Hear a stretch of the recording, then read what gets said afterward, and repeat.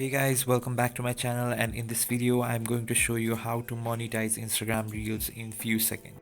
So it's very simple. You just have to go to your profile page and just click on the edit profile. So here you have to scroll down and just click on the switch to professional account and continuing the process.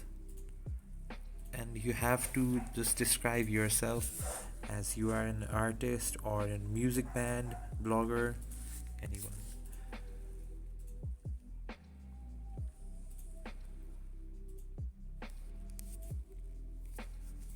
So right after that, just next.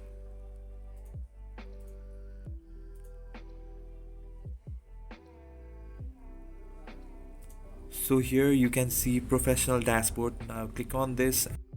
So here is your professional dashboard. Now you can just view your account reached, account engaged, and total followers and other things. You can just track on your Instagram.